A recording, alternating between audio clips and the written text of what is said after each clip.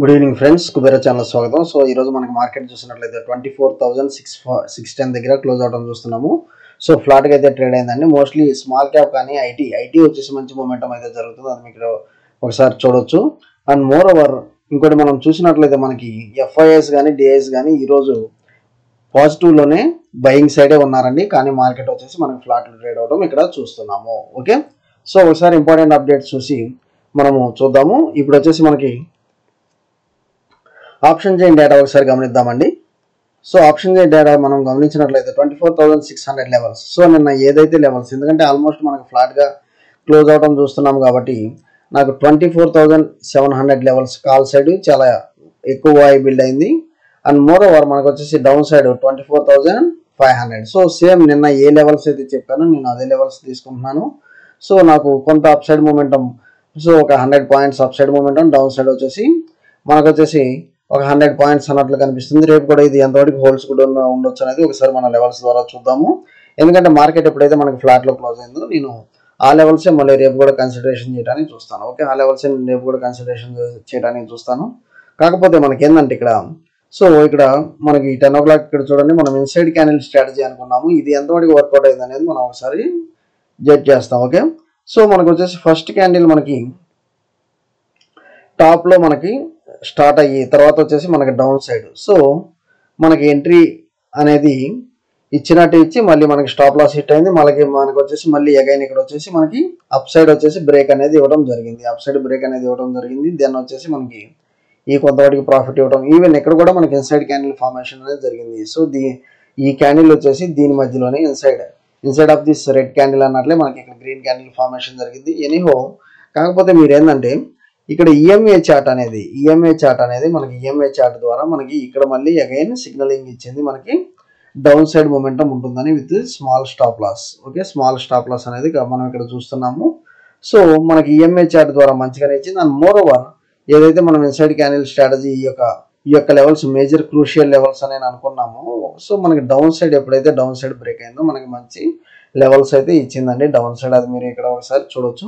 కాకపోతే inside candle strategy ఎప్పుడైనా మనం వచ్చేసి ఇమీడియట్గా మనకి ఫామ్ అయ్యే క్యాండిల్స్ దగ్గరే మనం వాడాలి, ఇంత డిస్టెన్స్లో మనం వాడకూడదు ఇన్సైడ్ క్యాండిల్ స్ట్రాటజీ. కాకపోతే ఏంటంటే ఏదైతే మనం సపోర్ట్ అండ్ రెసిస్టెన్స్ అనుకున్నామో, సో ఆ సపోర్ట్ అండ్ రెసిస్టెన్స్ మనకి ఎక్కడ బ్రేక్ అవుతుంది, దానివల్ల మనకి ఏదన్నా మంచి మూమెంటం ఉంటే దాన్ని మనం క్యాప్చర్ చేయగలం లేదా అనేది ఒకసారి చూడండి. ఓకే, సో మనం ఇది మేజర్ సపోర్ట్ మేజర్ రెసిస్టెన్స్ అనుకున్నాము, ఇవి బ్రేక్ అని రేపు కూడా నేను ఇదే లెవెల్స్ తీసుకుంటానండి, ఇదే లెవెల్స్ తీసుకుంటాను. సో రేపు కూడా నాకు ఈ 24,635 కానివ్వండి, 24,605, సో ఈ లెవెల్స్లో నేను రేపు కూడా జస్ట్ మనకు వచ్చేసి ఒక 30 పాయింట్స్ ఈ గ్యాప్లోనే, ఎందుకంటే మనకి ఈ గ్యాప్లోనే మనకు క్లోజ్ అయింది కాబట్టి అగైన్ రేపు కూడా నాకు దీని అబౌవ్ సో బయింగ్ సైడ్కి వెళ్తాను, దీని బిలో వచ్చేసి సెల్లింగ్ సైడ్కి వెళ్తాను with 30 points stop loss. Okay, so CE buy చేయండి, ఇది స్టాప్ లాస్ పెట్టుకోండి.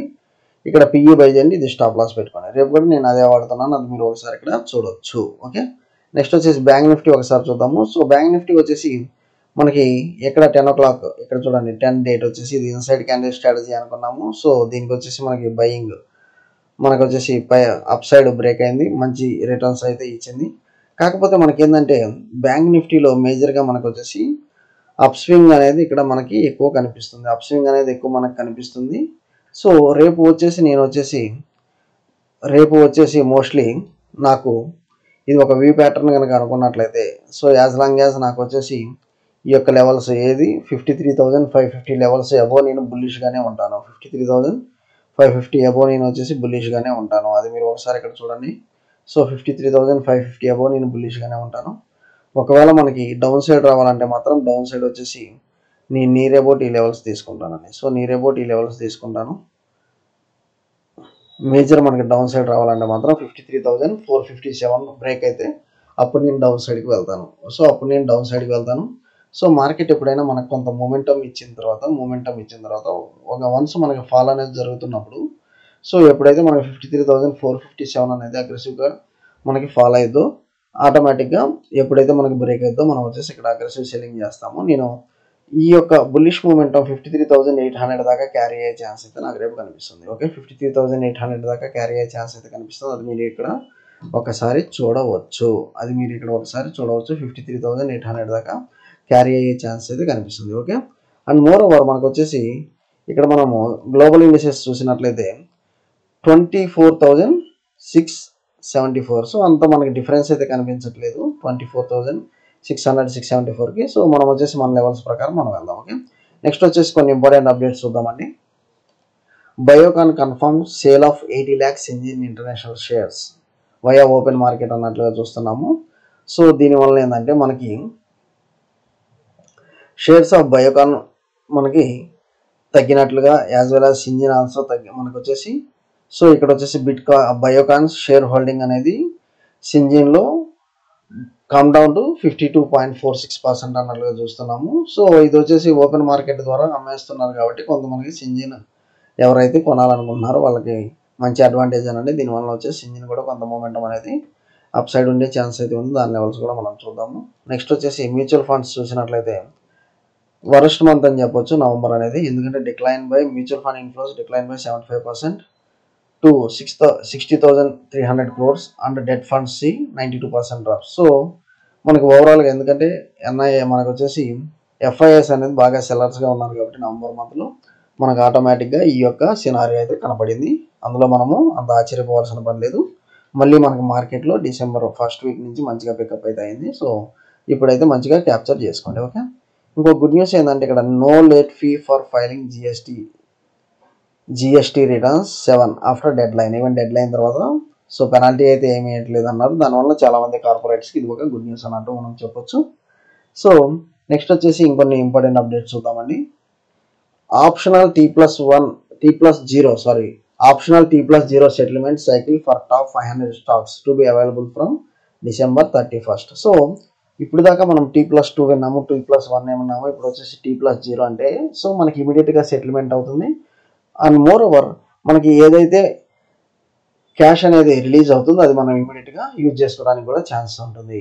సో మన యొక్క క్యాష్ మనకు వచ్చేసి ఇమీడియట్గా సెటిల్ అయితే అవుతుంది. మనకి ఈవెన్ క్యాష్ కూడా మనం విత్డ్రా చేసుకోవచ్చు అన్నట్లు కనిపిస్తుంది. కాకపోతే ఏంటంటే మనకి ఇంతకుముందు T+1 ట్రేడింగ్ తర్వాత 1 డేకి మనకి సెటిల్మెంట్ వచ్చేది, కాకపోతే ఇది ఇమీడియట్గా సెటిల్మెంట్ అవుతుంది కాబట్టి ఇది ఒక గుడ్ న్యూస్ అనేది చెప్పొచ్చు ట్రేడర్స్కి. ఓకే, ఒక గుడ్ న్యూస్ అనే మనకి ఇక్కడ చెప్పొచ్చు. ఇక్కడ చూడండి, to enhance the efficacy of the optional same day settlement cycle SEBI Tuesday expanded its scope to include the top 500 stocks in T+0 cycle. This change will effective from December 31st. Okay, so ఇవాళ ఏంటంటే T+0 settlement అనేది మంచి శుభపరిణామంగానే నేను పరిగణిస్తున్నాను. Okay, next HDFC bank చూడండి, almost 3 lakh crore rally అనేది అన్నట్లుగా మనం ఇక్కడ చూస్తున్నాము. Shares surged by 3 lakh crore in 6 months, reclaiming its position as a top wealth creator. So HDFC bank last 1-2 years అసలు అంత మూమెంట్ లేదు. సో రీసెంట్గా వచ్చేసి లాస్ట్ 6 months నుంచి మంచి మూమెంటం ఇచ్చింది, మంచి రిటర్న్స్ ఇచ్చింది అన్నట్లే మనం చూస్తున్నాము. ఇప్పుడు వచ్చేసి వీటి లెవెల్స్ అనేది ఒకసారి చూద్దాము.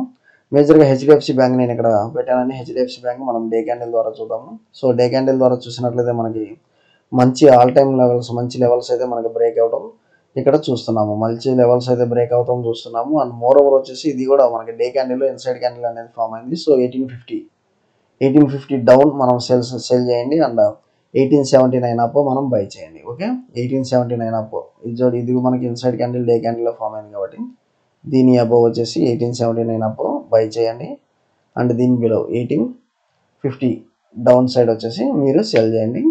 మనకు వచ్చేసి HDFC bank because it formed inside candle. Next 881 ఇది మనకు వచ్చేసి సింజిన్ 881 ఇక్కడ చూస్తున్నాము. ఇది మంచి శుభపరిణామం. అండ్ మోర్ ఓవర్ ఇక్కడ ఇక సింజిన్ ఎక్కడి నుంచి మనకు వచ్చేసి మంచి అప్ స్వింగ్ అయితే ఉండొచ్చు. మీరు 852 అనేది మనకి నియర్ టు స్టాప్ లాస్ పెట్టుకొని బయింగ్ సైడ్కి వెళ్ళండి విత్ 960 టార్గెట్. ఓకే, 960 టార్గెట్ పెట్టుకోండి. నెక్స్ట్ స్విగ్గీ చూడండి, స్విగ్గీ వచ్చేసి దీని మీద ఇంకా మనకు వచ్చేసి 700 టార్గెట్స్ దాకా కొన్ని బ్రోకింగ్ ఫార్మ్స్ ఇస్తున్నాయి స్టిల్ వచ్చేసి. సో మనకి ఇంకా ఇది బుల్లిష్ ప్యాటర్న్ అనేది ఇంకా ఫార్మేషన్ అయితే జరిగే ఛాన్స్ అయితే కనిపిస్తుంది. సో మీరు రేపు వచ్చేసి ఈ 560 లెవెల్స్ ఎప్పుడైతే బ్రేక్ అవుతాయో మీరు వచ్చేసి దీనిలో అయితే బయింగ్ సైడ్ ఇన్వెస్ట్ చేయండి Swiggy. Okay, so thank you అండి. Follow for important updates Kubera channel.